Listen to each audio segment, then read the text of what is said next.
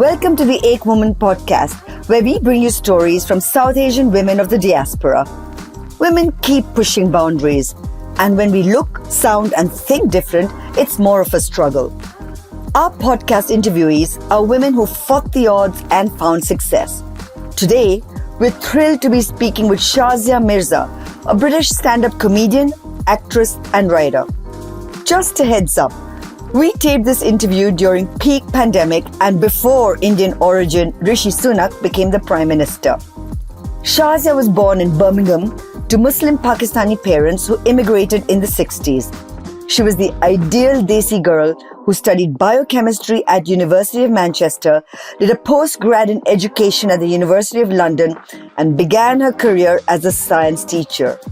But before long, Shazia chucked it all to join acting school and leap into uncharted waters. 2 decades later, she's one of the most successful comedians in the UK, even winning the 2016 Evening Standard Award for one of England's 1,000 most influential people in comedy. Shazia has numerous awards, been on countless television and radio shows, toured extensively, and performed at comedy festivals. Her show, Kardashians Made Me Do It, sold out during its run at the Soho Theatre and played for 103 nights across UK, US, Sweden, Ireland, and France. She's been featured in news shows like CNN's Amanpour, CBS's 60 Minutes, BBC's Women's Hour, France 24, Reuters, and NBC's Last Comic Standing. Shazia has written columns for The Guardian, Daily Telegraph, Dawn, FT Magazine, Chicago Tribune, and The New Statesman, among other publications. Let's prepare for a rollicking time as Shazia tells us about her journey, tongue firmly in cheek. Hi Shazia, we're so happy you managed to take time from your busy schedule and speak with us. That was so long. I don't think this interview is going to be as long as those credits. So let's talk about your life, Shazia. You were born in Birmingham. What was it like growing up as a Pakistani girl in Birmingham? Well, I don't know if you know anything about Birmingham in America, but it's not like Birmingham, Alabama. It was a ghetto when I was growing up, and everybody lives there. You know, there was everybody of every kind, every background, every gender, every sexuality. There was loads of Irish. There was loads of Pakistanis. I went to school with a lot of Catholics. There was loads of Jamaicans. There was loads of Afro-Caribbeans. I mean, every type of person is in Birmingham. And that's how I grew up. And I never knew any different apart from knowing different people of different backgrounds and different colours. So that was always normal to me.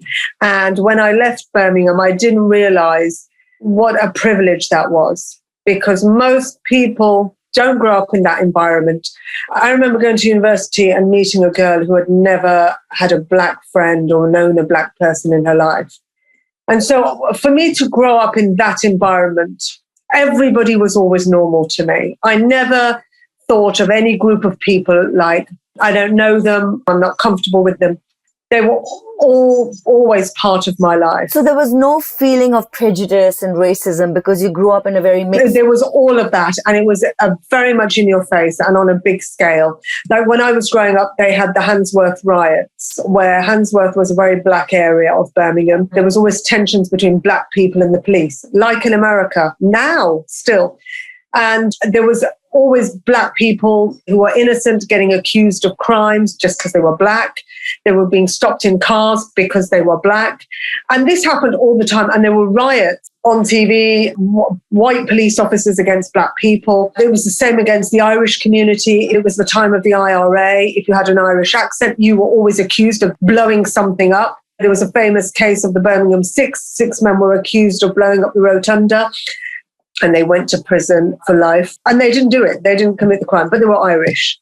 And it was the same with Asian people, that we would get accused of doing things that we hadn't done. So there was prejudice, and it was in your face, and people were openly racist. What I realized coming to America to do comedy and stuff in the recent years is that there's racism in America, but you are very upfront about your racism. We know where you stand with it. Rodney King and all these cases over the years, we were very much aware of White police officers, black people in America, we knew all about it. And what is dangerous about being in Britain is that there is racism, but it's always brushed under the carpet and it's pretended that it's not happening. It doesn't exist. And that is more dangerous because you never know who's on your side and who's not on your side. And you never know when you're going to be attacked. So you're always like walking in the dark. Whereas in America, you're upfront about it. It's out in the open. It doesn't make it any better. But this is a very British thing to brush things under the carpet and pretend that they're not happening. That whole stiff upper lip thing. Yes, but then they think it's better to say that behind closed doors or in secret. So there must be some truth to the whole Meghan Markle thing too. Look, we all know, really, we all know that if she'd have been white, i.e. if she'd have been Kate Middleton, she would not have got the abuse to the extent that she got. Because if you look at Kate, Kate has never had the abuse that Meghan has had, where they drag her family into it and offer the family money to give interviews. We'll watch the Oprah interview. And yeah, you know, they question the baby's skin color. And Meghan says there has been racism and there has been abuse. And what was really sad is, you know, that she was suicidal. She asked for help and nobody helped her. We know the press have been racist. They've said things and done things to her which are clearly racist.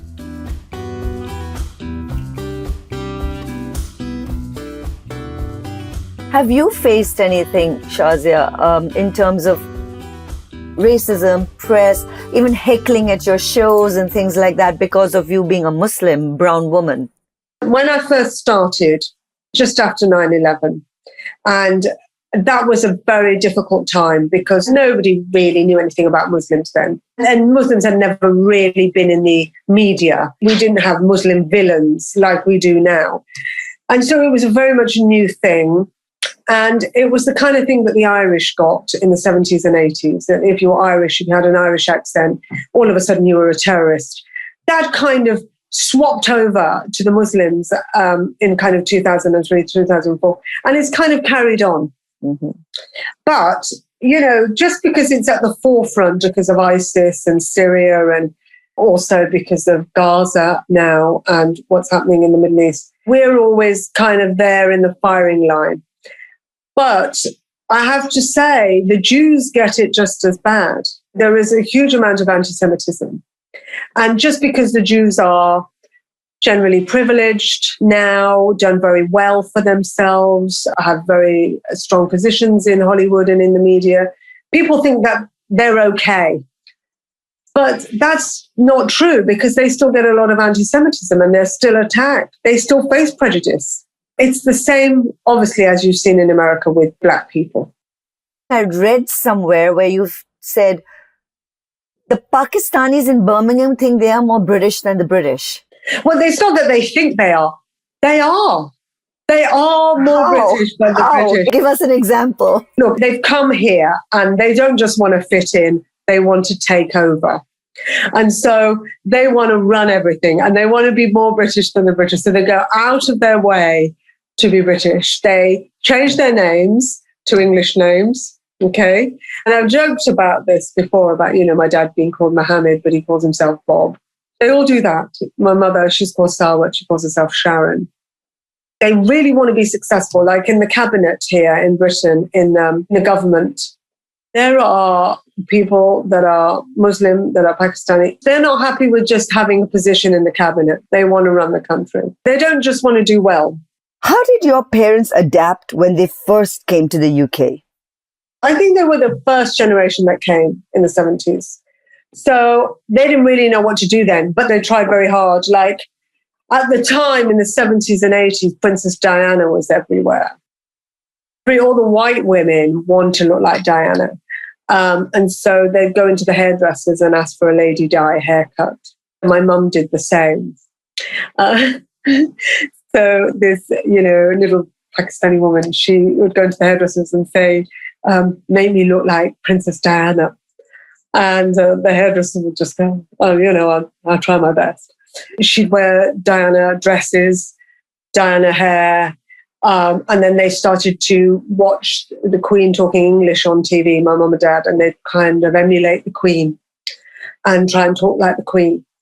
And then they started developing very British mannerisms, like at Christmas, we all celebrate Christmas, tree, presents, everything. The Queen would make a speech at 3:00 every Christmas. And my dad would not eat the Christmas dinner till the Queen had made the speech. So we would be starving, waiting to eat the dinner, and my dad would go, no, this can't happen. We've got to put the Queen on, respect for the Queen. Put the Queen on, the Queen makes a speech, and then we will have the halal chicken. And so there was always this thing about we're holding on to our roots, but we're going to try and be British at the same time. So it had to be halal chicken, though. It could not be any other type. Halal, always halal. And then they had a Christmas tree with an angel at the top, but they coloured the face in brown so that it was kind of a compromise. Yeah, we're going to have the tree, but we'll have a brown face on the top of the tree.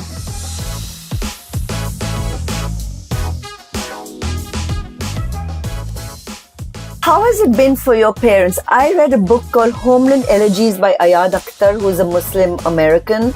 And one of the things that he grapples with his parents, his uncles, they all wondered, what is homeland for them? Would it be America or would it be Pakistan or India? There was never any issue for me because I was born in Britain. But for your parents? Do you know, once they came here, they were British. They wanted to be British. They were very educated, you see, my parents, and driven by wanting to better yourself. Like all my brothers and sisters and me, we all went to university, all 5 of us. My mother was a teacher. They were very much into education, getting the best degrees, becoming a doctor, dentist, lawyer. Obviously, you had to be one of those. And really being successful. They were very much into that, very much. So when they came here, they wanted all of that, but they also wanted to hold on to their cultural values from back home.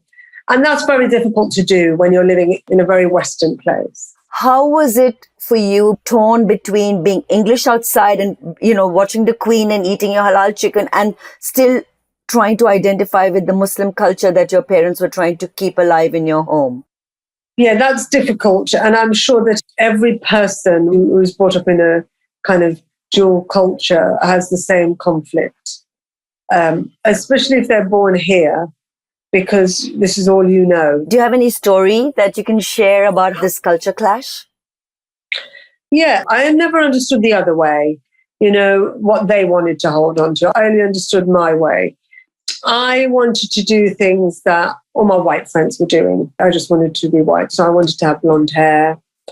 I wanted to wear mini skirts. I went to an all-girls school. And when they were about 12 or 13, they would have boyfriends. They would go on camping holidays. One of my friends, she came into school one day with a love bite on her neck. And she was explaining to me, how she got it in, the parking lot of this supermarket with this boy. He was 16, she was 30. And I just thought, wow, that sounds so exciting. I want that. How do I get that? And I went through this phase of when I was 13 or 14 of going into shops and asking out boys and men to go on a date with me. I was really young and they'd tell me to go away. I just went wild. I just got to men in a shop or go to a man and go, hi, do you fancy coming out to a nightclub with me? And I just thought it was a joke because I was a kid. Did your parents ever know this? No, they don't know anything.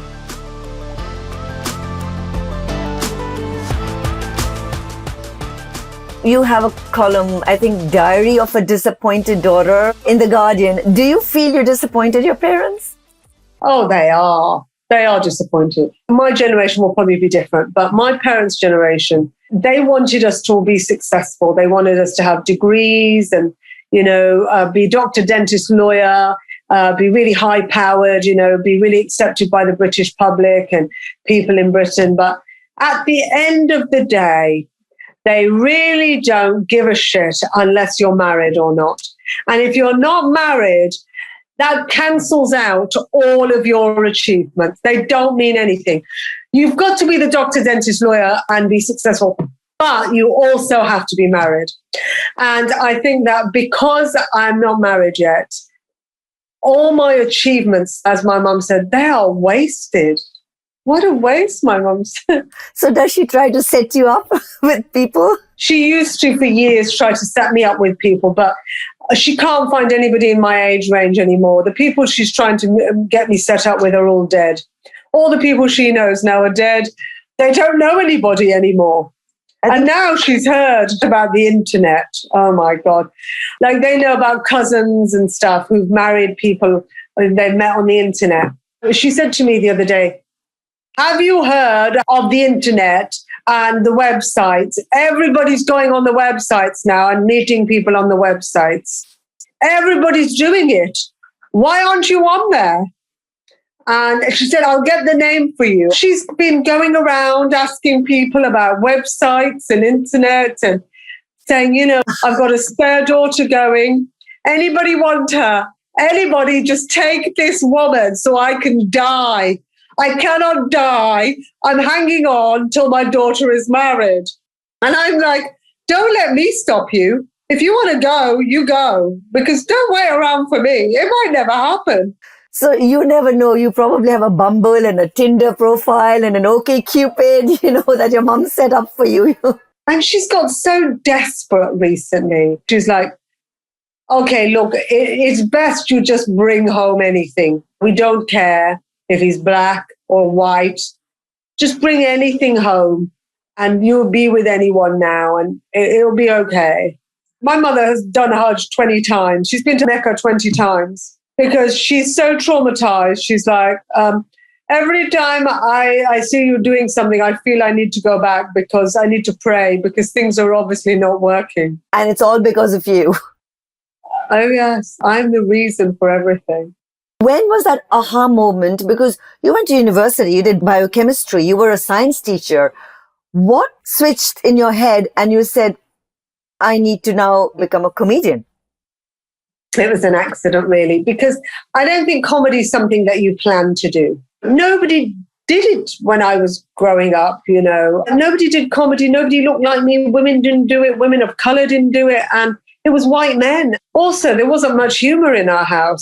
I'd never been to a comedy club in my life before I started stand-up. The first time I did stand-up comedy was the first time I ever entered a comedy club. I never knew this thing existed. I think when I was growing up, I saw Richard Pryor live in concert on TV one Christmas, and I thought he was hilarious, and I remember laughing a lot. I never thought this is what I want to do, or this is what I'm going to do, or that there's a place for me to do this. Do you get anxious before a show? How do you prepare for a show? You know, I used to do stand-up every night of the week. And it was like a drug to me. It was everything. I couldn't live without doing it. Since the pandemic, I never did live stand-up for 14 months. And a part of me just died. I realized it's something that keeps me alive. It's everything to me. It was healing. It was uplifting. It was inspiring. It made me happy. I would laugh. It gave me a lot. And when I had to go back and do my first show, I was so nervous. I was so nervous. It was at a festival, outdoor festival in Britain. And there was about, maybe 1,000 people in a tent outside, a bit like Coachella. And I was nearly sick. I was so nervous. And at the thought of going out there, everybody looking at me again. And I hope I'm funny. I hope I can still do this. I hope I'm still good at this. And I went out, and I think because of the pandemic, people have not laughed. A lot of people have not laughed for so long. A lot of people have not been to a live event for so long. A lot of people have not been with other people in this environment together for such a long time.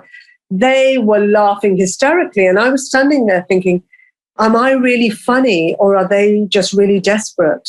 I thought, okay, I can do this. Because in comedy, you can never sit back and think, I've done it. I'm great. I'm good at this. Oh, I know how to do this. Because the minute you think that, you will fall flat on your face. It will be a disaster. So I'm always on the edge. Can I do this? Will it be good? How am I going to be? How do you prepare yourself? Where do you get the inspiration for your comedies? Do you ever feel like, I don't care if people are going to heckle me, I'm going to say what I want to say and to hell with everybody else? I never think about the audience. I'm very selfish. I never think about the audience, because if I thought about every audience I perform to, I would never say what I really want to say. I would never be true to myself. I remember a long time ago watching David Bowie in an interview, and he said, if you're an artist, never think about the audience. Never put the audience first, because you will never do a true piece of work. You need to say what you want to say, because this is about you. I'm on stage. That's my power. I say what I want to say. And if you don't like it, you don't have to listen to it. But I have to say what I think and my feelings about topics and what I think is funny. I can't cater for people. They'll never be happy. Suppose you're on stage and you're doing your routine and the audience is not reacting to you. They're not laughing. It's silence. How easy is it for you to pivot and change? Well, this has happened obviously a lot in my career. Like in the beginning, there would be a time when people wouldn't laugh, people were offended, people were shocked, people weren't reacting how I wanted them to react. And you know what? It does make you nervous. Sometimes I'd stop mid-routine, change to another routine, all this kind of stuff. And as you go on, I've had many bad experiences in stand-up. I've died a million times. I've been booed off. I've been heckled. I've had abuse. I've had terrible reviews. I've had death threats. I have had all of this. And part of the reason for that is, in Britain, I was the first Muslim female stand-up comedian. And I got a lot of pressure to be amazing, a lot of pressure to be the voice of my people. I got a lot of pressure to voice women, to voice people of color, to voice Muslims. And, I just wanted to be a stand-up. So I had a lot of criticism. I had a lot of abuse. It was all very difficult. And it was very lonely, because in comedy, everything you do is alone. You write alone, you travel alone, you perform alone, and what you're saying is what you think alone in your head. It's a very solitary and lonely thing to do. And then the journey that you take is also alone. And because I was the only Muslim woman doing stand-up at the time, there was nobody like me. There was no support group. There was nobody that understood what I was going through. I was on my own. And I think that was me in my profession. But I'm sure there are other women of color in other professions who also feel that about themselves. Like Meghan Markle. She is the first woman of color in the royal family in our time. And everybody else is whiter than white in that family. And what she's done, she's had to go it alone. She doesn't even have a family. The only person at the wedding was her mother. She had no brothers, no sisters, no uncles. That is the story of a lot of women of color's journey. They're on their own in a very white environment. And no matter how nice people are, because there are a lot of nice, supportive white men to me in comedy, you're in that journey by yourself, really.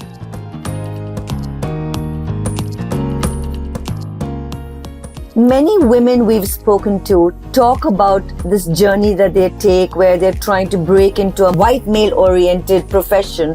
But many of them also say they've had mentors in their life who've actually helped open doors for them and helped them through their journey.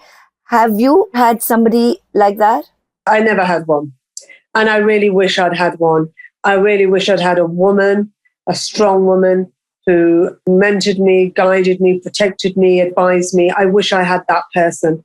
Or man, I've had agents, and all my agents say to me, I believe in you and I think you're great and all this. Considering the journey that you went through, Do you now look to mentor younger South Asians or?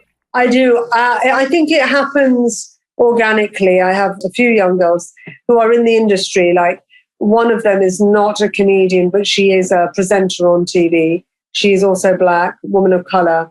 And she always rings me up and asks me for advice. She always texts me and say, you know, what should I wear? What do you think of this? I'm in this situation. What do you think I should do? And I always advise her. And I think it's really important to make sure if somebody asks you for that help and advice, that you do give it. Because I think we live in a different time now with social media.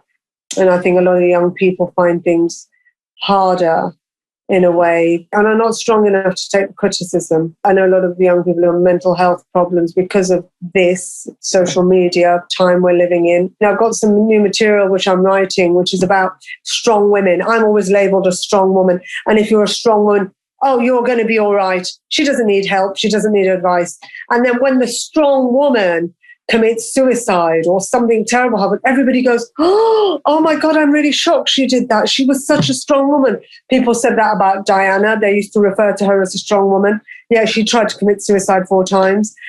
Sylvia Plath, they referred to her as a strong woman. She killed herself. Marilyn Monroe, she killed herself. Yet in their life, they always referred to themselves as strong women. And then people are shocked when they become alcoholics or they kill themselves or something terrible happens. But I think strong women or women that are deemed strong are actually the most vulnerable because people think they don't need to be helped and they get left by the wayside. I have written some material which is about being labeled a strong woman and why this is unhelpful and inconclusive because nobody is any one thing. And often if somebody is labelled a strong woman, it's because they feel the need to have a strong front. But inside, there must be some vulnerability.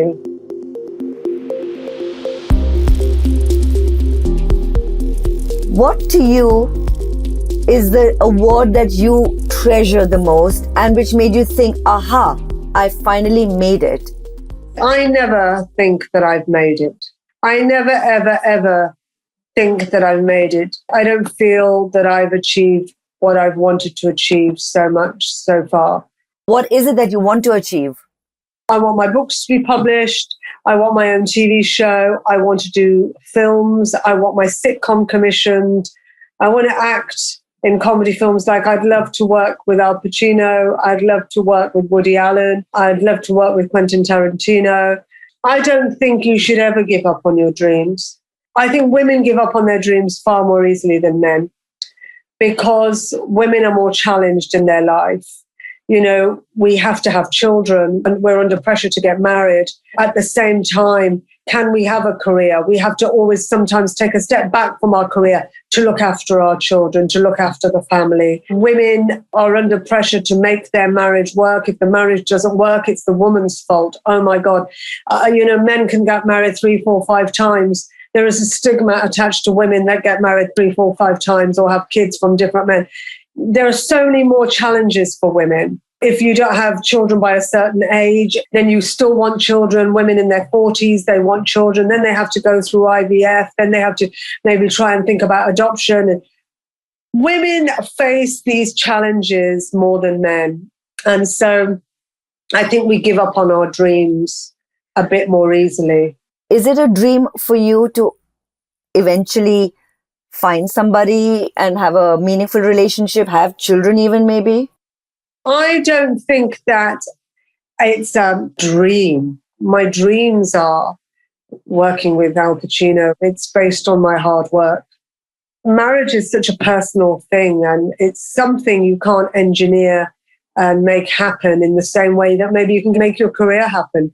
In your career, it's pretty straightforward a lot of the time. If you work really hard and you get good at what you do, you will get to where you want. Eventually, some door will open. Somebody will offer you the opportunity because you're so good they can't say no. And it doesn't work like that in your personal life. You can work at finding someone. If I wanted to just get married, I could have got married yesterday, the day before, to anybody. I'm probably looking for a very deep connection and I want to marry somebody I'm madly in love with and they are with me. And that is something that I can't engineer.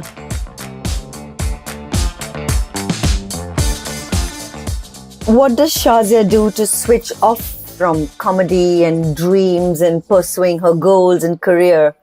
I do travel a lot and I love that. I think it's a privilege. Waking up in a different country, in a different bed, I don't know where I am, I don't know anybody in that country. That is such an amazing thing of wonderment. I just feel so lucky that I have been able to do that so much in my life. And I love performing in different countries, going all over the world, doing stand-up in different countries. And then I also love swimming. I swim in the sea at every opportunity. I've swum in seas all over the world. Which is your favorite sea? The south of France. I love swimming in that sea. I just love it. I love the Caribbean as well. I first saw you on stage in India. I know you perform in America. You've performed all over the world. Are you received differently in all these different countries as a brown desi woman? Which audience do you feel was the best out of all these countries? I loved performing in India because I performed in India when stand-up comedy was very new. It was about to start and it was very exciting. The Indians were just such a raucous audience. But I loved performing in Pakistan as well because they had never seen stand-up before and it was also new and exciting. There's an etiquette in these countries, India, Pakistan, the Middle East, where you can't just openly talk about sex or religion or drugs. So when a stand-up comedian comes on stage and jokes about these things, they are things that in polite society nobody talks about and nobody jokes about. So to have a comedian and a woman and a Muslim woman stand on stage and say these things, it was like the floodgates had opened and people were wild with laughter. And it was funny for me, it was funny for them, because it's kind of the elephant in the room in the desi world, the sex, the drugs. We can't talk about this. We don't do that. So to joke about it, it was just outrageous and I just loved it. And you just shattered every ceiling there. I did. I loved it, yeah. I have a rapid fire round for you. Are you ready? Yeah. Birmingham or Rawalpindi? Birmingham. The Quran or the Daily Mail? The Quran. Kulcha or taco? Taco. The University of London or Manchester? London. Alcohol or pot? Alcohol. Comedy festivals or solo shows? Solo shows. What's your favorite cuisine? I'm vegetarian. I love saag paneer. That's another aberration, a Muslim vegetarian. What about the halal chicken stuff? I've been vegetarian for 13 years. Wow. Russell Peters or Veer Das? Veer Das. Salwar or slacks? Shalwar. Favorite actress? Elizabeth Taylor. And your favorite comedian? Richard Pryor. Shazia, on behalf of Ek Women and my colleague Medha Jaishankar, thank you for taking time out of your busy schedule to speak with us. Let's hope in due time your mom will have a reason to stop going on Hajj. For our listeners, you can follow our podcast at Ek Women Global on Insta, Facebook, LinkedIn, and Twitter. Namaste. Thank you. Namaste.